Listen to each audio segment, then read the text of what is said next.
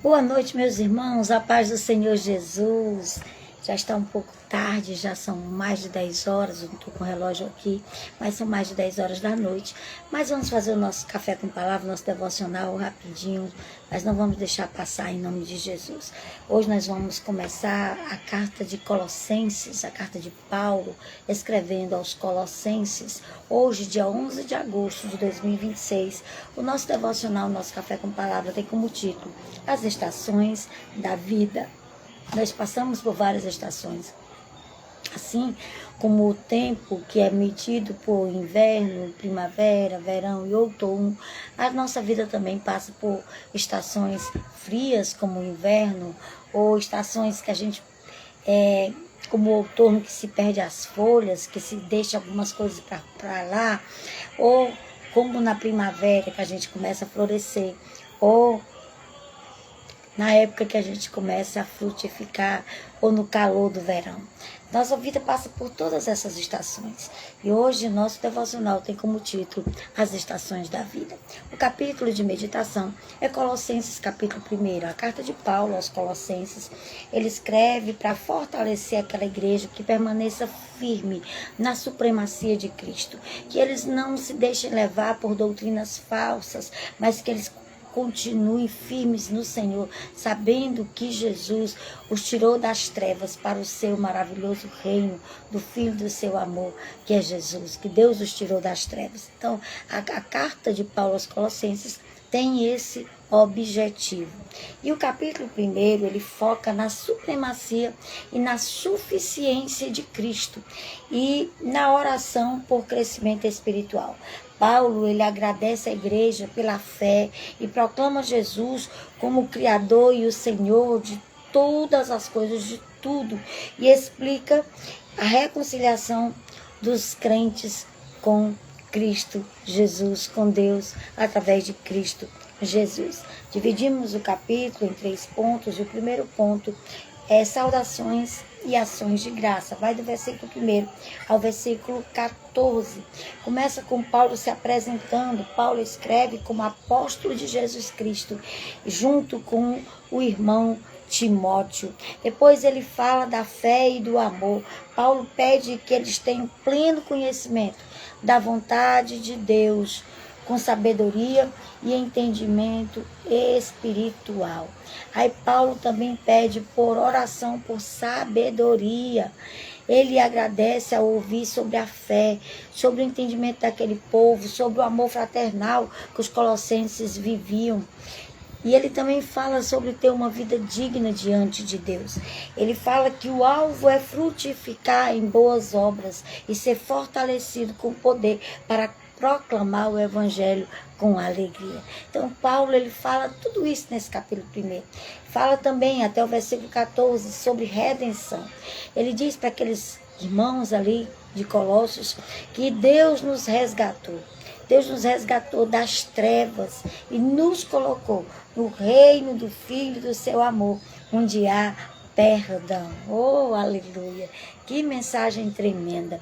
A segunda parte do texto é a supremacia de Cristo, vai do versículo 15 ao versículo 23.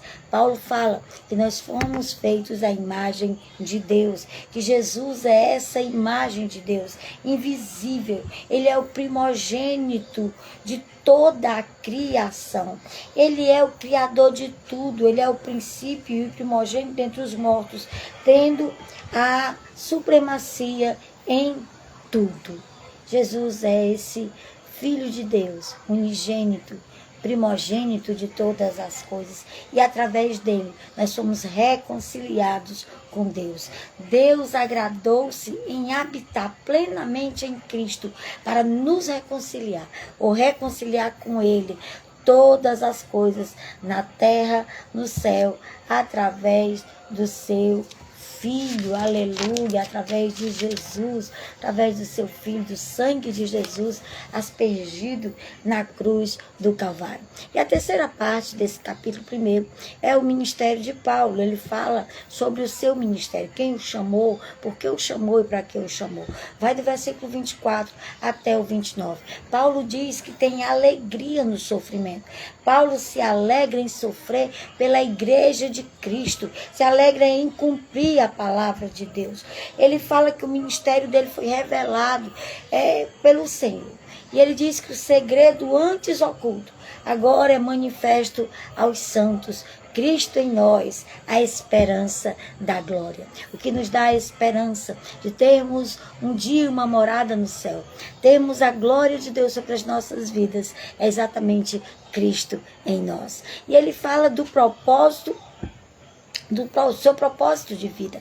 Paulo, ele ensina a todos com sabedoria para apresentar cada pessoa perfeita em Cristo Jesus. Então, o propósito de Paulo é apresentar os santos em Cristo Jesus a Deus como uma oferta agradável ao Senhor. E as aplicações que nós fazemos de Colossenses, capítulo 1, a primeira aplicação, coloque Cristo no centro de tudo. Não coloque Cristo em segundo lugar, coloque Cristo como primeiro.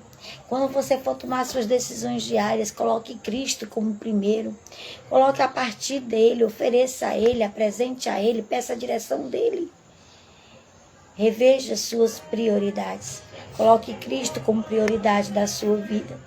Segunda aplicação, busque sabedoria espiritual, crescimento prático, conhecimento prático. Não leia a Bíblia só para dizer que você conhece, não leia a Bíblia só para dizer que você cita versículos, leia a Bíblia para aplicar na sua vida, para que você tenha um conhecimento prático e tenha frutos visíveis.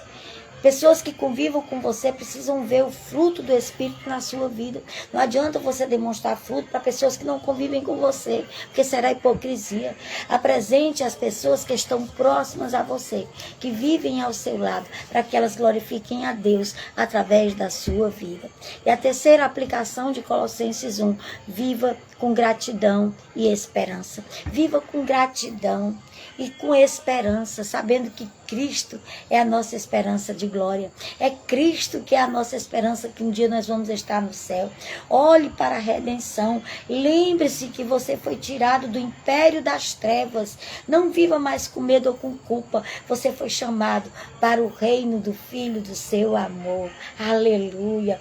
Tenha uma identidade firme em Deus. Saiba que você em Jesus, você tem uma identidade. Em Jesus você é filho de Deus. Em Jesus você foi reconciliado com Deus e nada pode deter você, porque você é filho amado do Senhor. E por último, a última aplicação, eu estou andando um pouco rápido por causa do horário. Aceite o sofrimento como um propósito maior. Mesmo aquelas coisas mais difíceis que você passa, entenda que é para o seu crescimento. É para que você desenvolva resiliência. É para que você vá ficando cada dia à estatura de um cidadão do céu, de um servo autêntico do Senhor. E também para que você demonstre aos outros um testemunho firme de quem você é, a quem você serve e quem é Deus na sua vida. É maravilhoso esse capítulo. Leia depois o capítulo todinho. Não são tantos versículos, são só 29 versículos. Leia meditando. Eu tenho certeza que o Senhor ainda vai falar muito mais com você, porque eu estou correndo um pouco por causa do horário. E o nosso devocional, as estações da vida.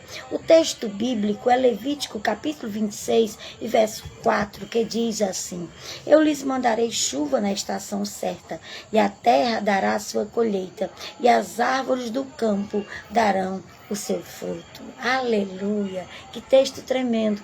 O Senhor faz uma promessa que Ele vai dar chuva na estação certa e a terra dará a sua colheita e as árvores do campo darão o seu fruto. Da mesma maneira, é na nossa vida, se nós permanecermos nele e ele em nós, a esperança da glória. Como disse o apóstolo Paulo aqui no capítulo 1º de Colossenses. Em alguns lugares do mundo, as estações são muito bem definidas. Diferentes daqui do Brasil, praticamente, pelo menos aqui no Nordeste, a gente só tem verão e inverno, né?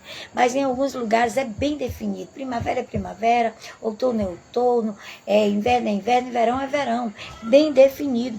E dependendo da época do ano, a população acaba enfrentando um clima de frio rigoroso, inverno de verdade, ou um verão com muito calor.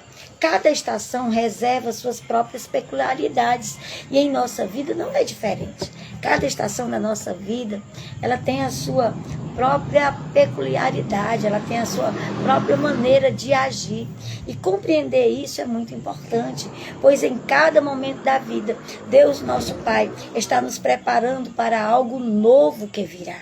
Cada momento, cada estação, ela nos está preparando para a próxima estação, para abrir um novo momento nas nossas vidas. Então, muitas vezes, alguém que você conhece está em uma estação de colheita, enquanto você está desenvolvendo ainda as raízes, para depois começar a frutificar mais na frente.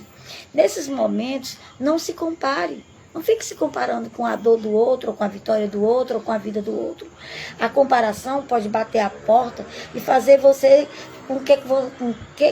fazer com que você se sinta, ai Jesus, quase não sai, esquecido ou injustiçado por Deus. Mas isso não é verdade. Entenda que é necessário passar por todos os processos para que depois a gente venha a gerar os frutos. Mas precisamos passar por cada processo de cada estação das nossas vidas. Por isso, jamais compare a sua vida com a das outras pessoas. Você é única. Nem as estações, você é único. Nem as digitais dos nossos dedos são iguais. Imagine a vida de cada pessoa. Cada pessoa é única, pois você se encontra exatamente na fase que Deus planejou para que você estivesse. Deus não perdeu o controle. Ele tem o controle de todas as coisas. Há uma estação, há um tempo certo para tudo e para todas as coisas. Salomão disse que há tempo para todas as coisas debaixo do sol. Tempo de plantar e tempo de colher, tempo de nascer e tempo de morrer, tempo de construir, tempo de derrubar o que se construiu. Tem tempo para tudo debaixo do sol. Há uma estação e um tempo certo para tudo. Portanto, não tente pular etapas, acelerar os processos ou viver algo que não é para você. Não faça isso. Cada um tem o seu próprio tempo e um caminho a percorrer. Percorra o seu caminho de acordo com a direção e com a vontade de Deus. Então viva o seu hoje, soprado pelos ventos de Deus, em direção a um amanhã melhor, com fé de que o seu tempo de amadurecimento lhe trará uma estação ainda muito mais frutífera do que talvez a do outro. Hoje eu convido você a encarar a vida com mais leveza, sabendo que nada foge do controle de Deus. Ele continua no controle de todas as coisas. Aleluia! E Paulo, escrevendo aos Romanos, ele diz: e sabemos que todas as coisas cooperam juntamente para o bem daqueles que amam a Deus, daqueles que foram chamados para o seu propósito. Glória a Deus. Em todo tempo, dê o seu melhor. Faça o seu melhor para agradar o coração de Deus. Não fique triste se hoje você vive uma estação fria, ou uma estação chuvosa, ou uma estação em que as folhas começaram a cair. Pois no momento certo, o sol voltará a brilhar, desenvolvendo o colorido das flores, para você viver uma nova estação, repleta de bênçãos e cheia de frutificação, para a glória do nome do Senhor. Vai chegar o tempo de você frutificar. O tempo de frutificação, de primavera, vai chegar na sua vida. Glória a Deus. E a frase de hoje é: permita-se viver o novo, ser renovado em seus pensamentos e edificado para uma nova estação. A palavra de hoje é frutificação. No tempo de Deus, a frutificação vai chegar na sua vida, na sua casa, na sua família, em nome de Jesus. Jesus. Amém, meus irmãos. Deixa eu orar por vocês em nome de Jesus. Pai querido, eu quero te agradecer por mais uma palavra, por mais um devocional, por mais um café com palavra, por mais, Senhor, que eu esteja cansada. Tu tens me renovado, Senhor, para compartilhar a tua palavra nesta noite. Muito obrigado, Senhor. Abençoa teus servos, dá-nos uma noite de sono tranquilo, reparadora, para a glória do teu nome. Nos ajuda a viver cada estação, fazendo o melhor de nós, para que no tempo certo, Senhor, tu frutifiques sobre a nossa vida. Em nome de Jesus, nos ajuda, Senhor, e ser conosco. É o que eu te peço e pela fé eu te agradeço. Amém. Amém. Glória a Deus. Deus abençoe sua vida, sua casa, sua família, seu ministério. Um cheiro no coração e até amanhã, se Deus quiser.